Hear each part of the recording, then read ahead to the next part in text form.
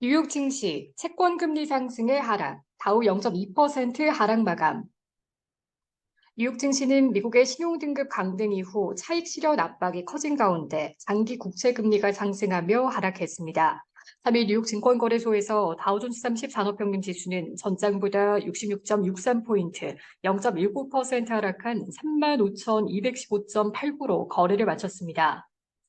스탠더드 앤드 푸어스 S&P 500 지수는 전장보다 11.5포인트, 0.25% 떨어진 4,501.89로, 나스닥 지수는 전장보다 13.73포인트, 0.1% 밀린 13,959.72로 장을 마감했습니다. S&P 500 지수와 나스닥 지수는 3거래일 연속 하락했고, 다우 지수는 이틀 연속 떨어졌습니다. 앞서 신용평가사 피치가 미국의 신용등급을 AAA에서 AA 플러스로 강등했습니다. 대다수 전문가는 이번 등급 강등이 미국 금융시장과 경제에 미치는 영향은 제한될 것이라고 평가했습니다. 다만 지난달까지 S&P 500 지수와 나스닥 지수가 5개월 연속 오름세를 보였다는 점에서 투자자들이 이를 차익 실현의 빌미로 삼을 수 있다는 지적도 나오고 있습니다. 투자의 규제 워런 버핏은 미국의 신용등급 강등에도 최근 미국 국채를 사들였다며 이번 등급 조정이 미국 국채와 달러화에 대한 자신의 견해를 바꾸지는 못한다고 말했습니다. 10년물 국채 금리는 이날 10bp가량 오른 4.18% 근방에서 거래됐고 30년물 국채 금리도 12bp 이상 올라 4.3%에서 거래됐습니다. 2년물 금리는 보합 수준에서 움직였습니다. 장기 금리의 상승은 투자자들이 장기물 국채를 매도하고 있다는 의미입니다.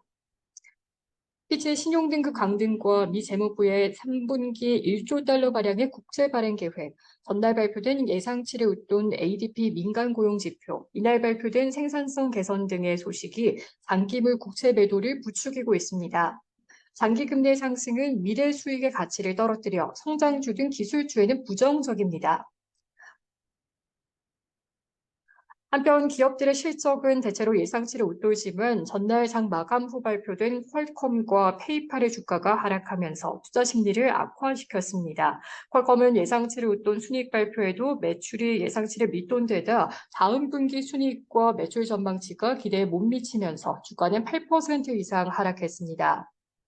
페이팔도 예상치를 웃돈 순이익과 매출을 발표했으나 조정 영업이익률이 당초 회사가 제시한 가이던스를 밑돌면서 이에 대한 실망에 12% 이상 떨어졌습니다.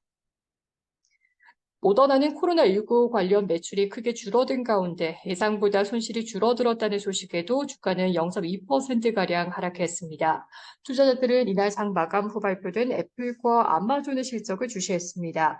애플은 장 마감 후 예상치를 웃돈 순이익과 매출을 발표했으나 아마존 매출이 예상치에 못 미치면서 주가는 시간 외 거래에서 0.8%가량 하락 중입니다. 아이폰 매출이 예상치에 못 미치면서 주가는 시간별 거래에서 0.8%가량 하락 중입니다. 아마존은 분기 실적이 예상치를 웃돈 데다 다음 분기 전망치도 기대를 웃돌면서 주가는 마감 이후 6% 이상 오르고 있습니다. 팩트셋 자료에 따르면 지금까지 S&P 500 지수에 상장된 기업의 79%가량이 실적을 발표한 가운데 이 중 82%가 예상치를 웃도는 순이익을 발표했습니다. 이날 발표된 미국의 경제 지표는 혼조세를 보였으나 생산성이 개선된 점이 시장의 주목을 받았습니다. 미국의 2분기 비농업 생산성은 계절 조정 기준 전분기 대비 3.7% 상승했습니다. 이는 월스트리트저널이 예상한 2.3% 상승보다 더 크게 개선된 것입니다. 1분기 생산성은 2.1% 하락에서 1.2% 하락으로 수정됐습니다. 챌린저와 그레이앤드 크리스마스가 발표한 7월 감원 계획은 23,697명으로 전월보다 42% 줄었습니다. 다만 올해 들어 미국 기업들은 48만 1,906명의 감원 계획을 발표했습니다. 이는 지난해 같은 기간보다는 203% 늘어난 것입니다. 지난달 29일로 끝난 한 주간 신규 실업보험 청구자 수는 전주보다 6,000명 증가한 22만 7,000명으로 집계됐습니다. 이는 시장의 예상치와 같은 수준으로 5개월 만에 최저치에서 다시 증가세로 돌아선 것입니다. 미국의 7월 서비스업 업황은 확장세를 유지했으나 전보다는 부진했습니다. 공급관리협회가 발표한 미국 7월의 비제조업 구매관리 지수는 52.7으로 전달에 53.9보다는 하락했고 시장의 예상치인 53.3도 밑돌았습니다. S&P 글로벌의 7월 서비스 PMI도 52.3으로 최종 집계돼 전달에 54.4에서 하락했습니다.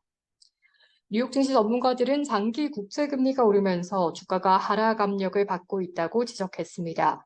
시트 인베스트먼트 어소시에이츠의 브라이스 도티 포트폴리오 매니저는 CNBC에 시장의 오버행, 누적된 매도 압력이나 잠재적 매물이 있다라며 금리가 위로 오르면서 주가의 압박이 되고 있다고 말했습니다.